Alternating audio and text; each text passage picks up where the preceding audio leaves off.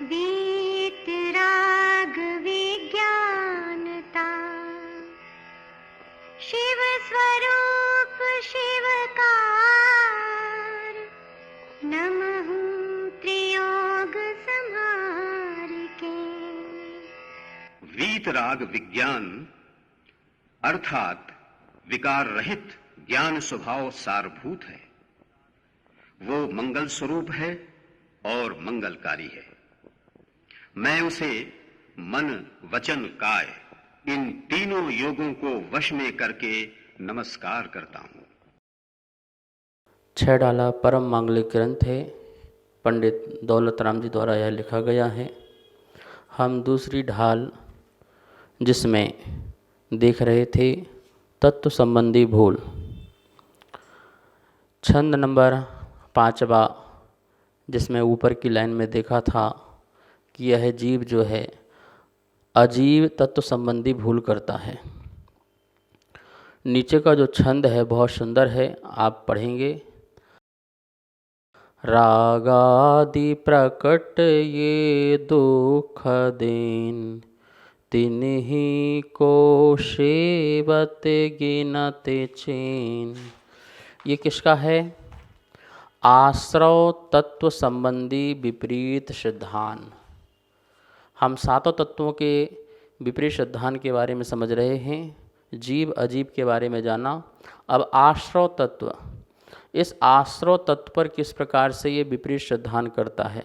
यहाँ छंद लिखा हुआ है, रागादि प्रकट ये दुख देन, तिन्हीं को सेवत गिनत चैन।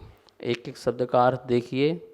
राग आदि, राग द्वेष मोह आदि, प्रकट स्पष्ट रूप से ये जो दुख देने वाले हैं, तिन्हीं को, उन्हीं को या उनकी सेवा करता हुआ गिनत चैन, गिनत मानता है। चैन मतलब सुख। यह जीव क्या करता है? ये जिनसे दुख प्रकट होता है उन्हीं को ही वह बहुत चाहता है, उनको छोड़ना नहीं चाहता है। ये आश्रव तत्व संबंधी इसकी जीव की भूल है। लिखा हुआ यहाँ पर, राग द्वेष आदि भाव प्रत्यक्ष में दुख को देने वाले हैं। यह जीव ऐसा ना जानकर उनको करके अपने में ही सुख मानता है। यह अनादिकाल से जीव राग द्वेष के भाव करता है और यह जानता है कि मैं जिन जिन वस्तुओं से राग करता हूँ वो वस्तुएं जो हैं मेरे लिए दुख का कारण हैं, और जिनसे मैं द्वेष करता हूँ वो भी मेरे लिए दुख का कारण हैं। स्पष्ट रूप से यह जानता हुआ भी यह जो जीव है न राग को छोड़ता है न द्वेष को छोड़ता है, तिन्हीं से उनकी ही सेवा में लगा रहता है। सेवा का मतलब क्या है? उनके संरक्षण में, उनके संवर्धन में, उसी में ही लगा रहता है।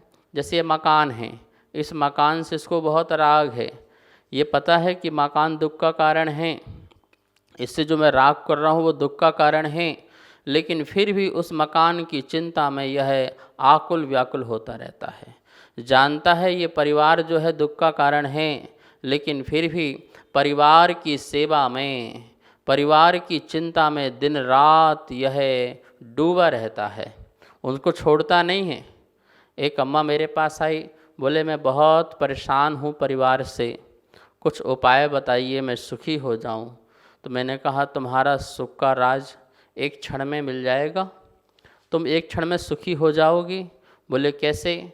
आज से अभी से तुम परिग्रह और परिवार को त्याग दो, संघ में भर्ती हो जाओ, साधु संतों के संग में भर्ती हो जाओ, आर्यका संघ में भर्ती हो जाओ और उन संघ के संगस्थ में चले जाओ, आप परम सुखी हो जाओगे। क्योंकि दुख का कारण तो परिग्रह के प्रति राग है ना, परिग्रह के प्रति द्वेष है ना, परिवार के प्रति राग द्वेष जो है दुख का कारण है। नहीं नहीं नहीं, वो इतना भी तो नहीं, मैं तो महाराज जी आपसे कह रही थी उपाय बताओ, लेकिन मेरे बच्चे इतने भी बेकार नहीं हैं, बहुत साथ देते हैं, वो तो कभी कभार। देखिए, कोई दुख को छोड़ना नहीं चाहता है, सिर्फ दुख के उपाय पूछता है, लेकिन वो उस दुख के जब उपाय बताए जाते हैं, उस समाधान को वह अपने अंदर उतारना नहीं चाहता है। वह बच्चों से दुखी है, अपने बहुओं से दुखी है, अपने बेटों से दुखी है, और जब उनको छोड़ने की बात कही तो 1 मिनट में पल्ला झाड़ लिया। नहीं नहीं, वो इतने बेकार भी नहीं हैं, वैसे बहुत ध्यान रखते हैं। वैसे मेरे बच्चे, ऐसे बच्चे तो लाखों में करोड़ों में एक होते हैं महाराज जी, ऐसे बच्चे सबको दें। देखिए, अम्मा अपनी बात पर पलट गई। ये क्या है? ये राग है। ये राग, ये मोह इतना है कि अम्मा को वह घर छोड़ने नहीं दे रहा है, परिवार छोड़ने नहीं दे रहा है, और उसकी सेवा में ही, उसी राग द्वेष की सेवा में ही, क्योंकि वो जानती है कि इसमें सुख है, इसी में ही सुख है। ये क्या हुआ? आश्रव तत्व का विपरीत सिद्धांत है कि जो आश्रव दुख का कारण है, उसी को वह सुख का कारण मान रहा है, और जो सुख का कारण मानेगा वो व्यक्ति नियम से दुखी होगा।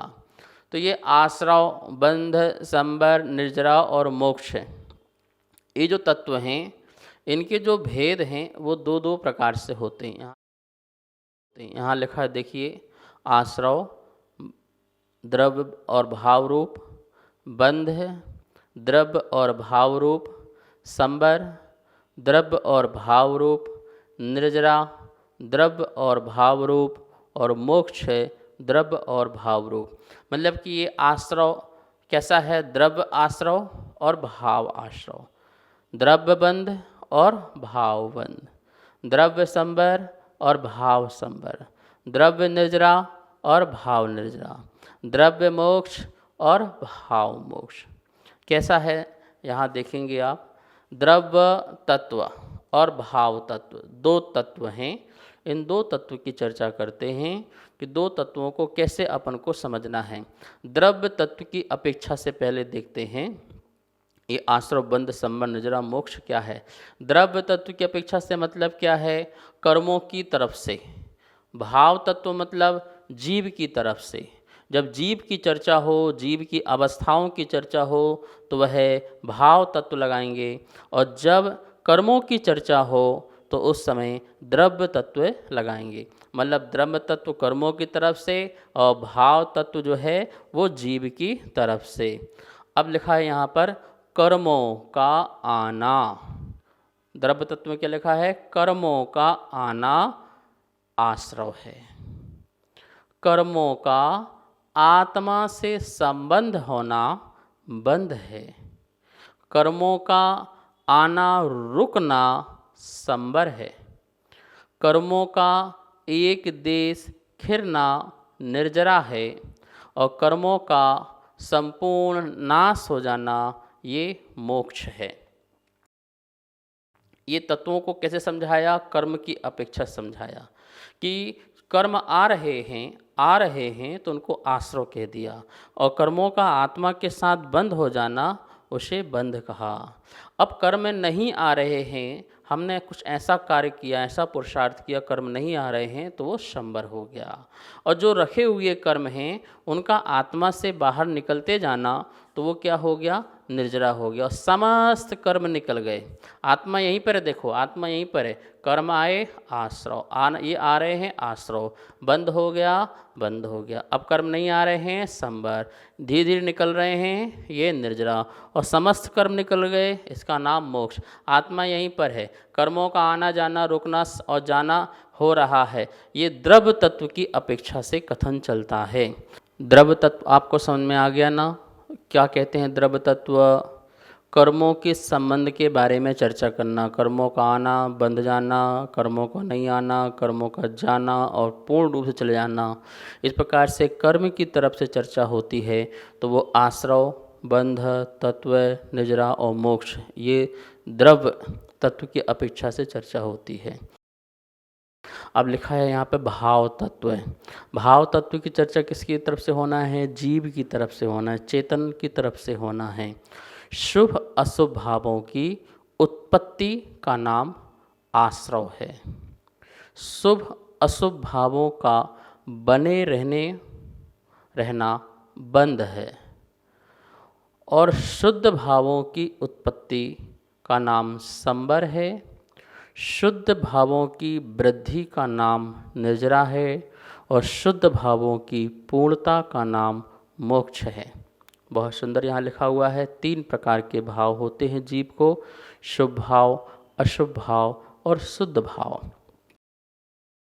शुभ भाव जहाँ पर धर्म का हमें अवलंबन लेते हैं, जहाँ पर देव शास्त्र गुरु का हम निमित्त उपयोग करते हैं, जहाँ पर परोपकार के भाव होते हैं, दया करुणा के भाव होते हैं, जहाँ सत्कार के भाव होते हैं, गुणों की प्रशंसा जहाँ होती है, सत्कार होते हैं, वो सब का सब जो भाव है वो शुभ का भाव है।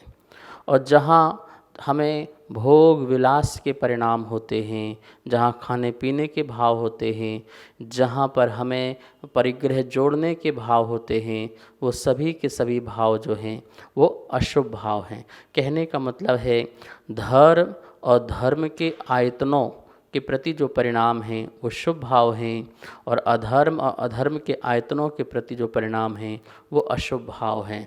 तो ऐसे शुभ भावों से भी और अशुभ भावों की जो हमारे उत्पत्ति होती है तो उससे आश्रय हुआ।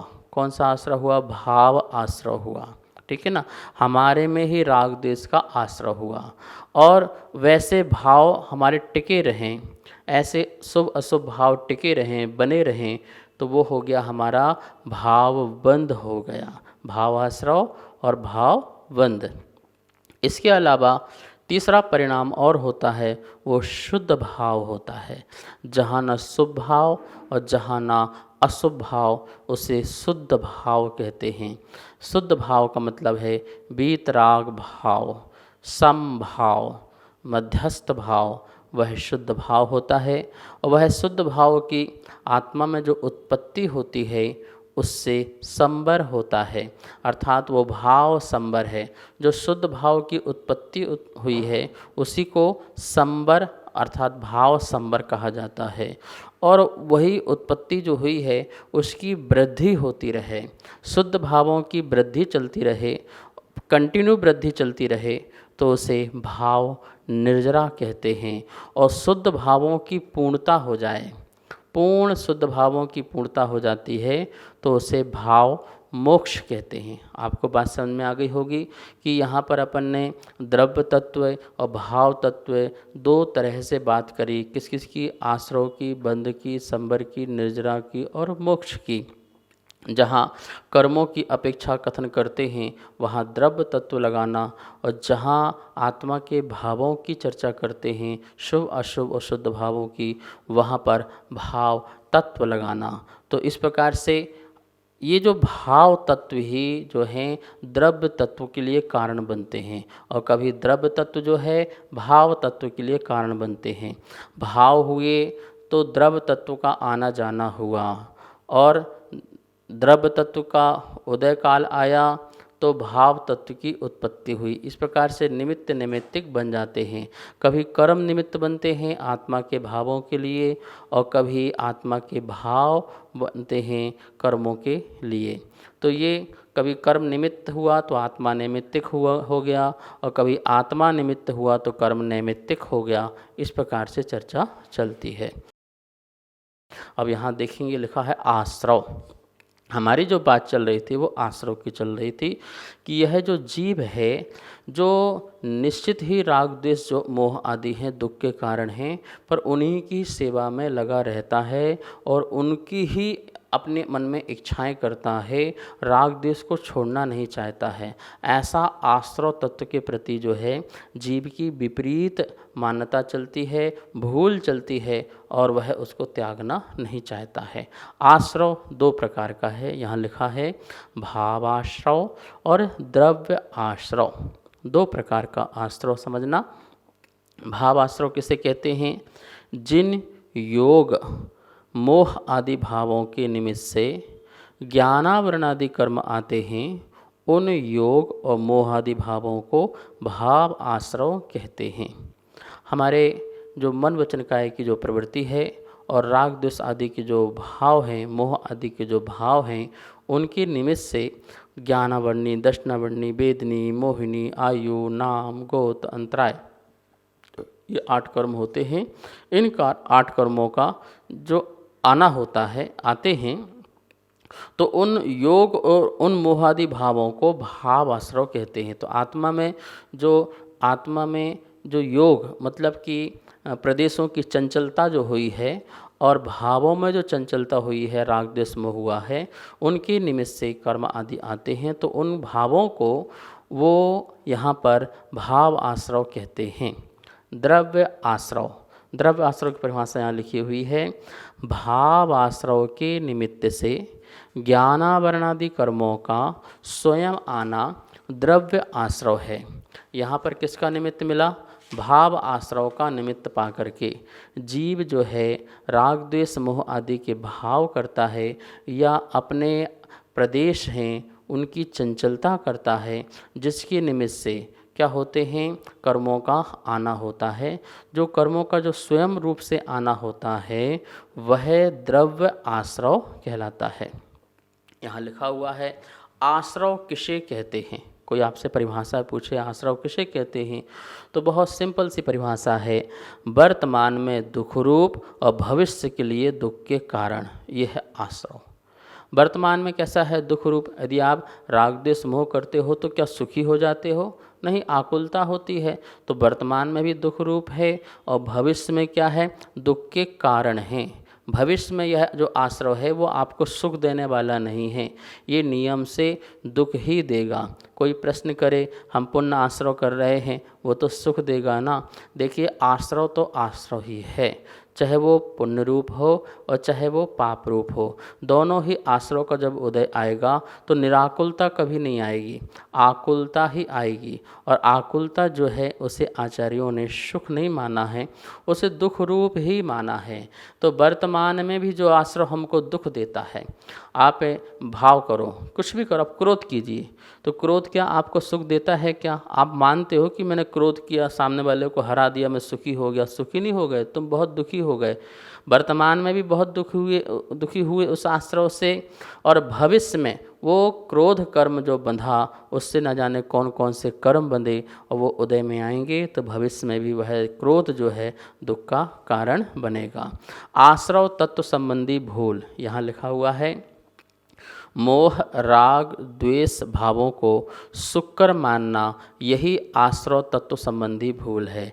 हम मोह को भी जो है सुख मानते हैं, बच्चों से मोह करते हैं, परिवार से मोह करते हैं, बेटियों से मोह करते हैं, परिग्रह पद पैसा से मोह करते हैं, और उससे हम बहुत अपने आप को सुख मानते हैं कि ओहो मेरा बेटा, मेरा बच्चा, मेरा पद, मेरी प्रशंसा, मेरी प्रसिद्धि, मेरी प्रतिष्ठा, इन सब को लेकर के हम बहुत उलझे रहते हैं और उस उलझन से बाहर नहीं आना चाहते। क्यों? क्योंकि उसमें हम अच्छा लग रहा है, जो अच्छा लग रहा है ये हमारी विपरीत मान्यता है, और यही विपरीत मान्यता आश्रव तत्व संबंधी जो है भूल कहलाती है। आप इसको अच्छी तरह से विचार करें कि आश्रव जो है कभी भी सुख का कारण नहीं हो सकता है। वो आश्रव संबंधी भाव और कर्म दोनों का अभाव करने में ही हमें जो है सुख शांति की प्राप्ति होगी। आज इतना ही, और शेष विषय जो है कल हम पढ़ेंगे। आइए माँ जिनवाणी की स्तुति करते हैं। वाणी के ज्ञान ते सूझे लोकालोक, सो वाणी मस्तक नमो, सदा देत हूँ सदा देत हूँ धोख।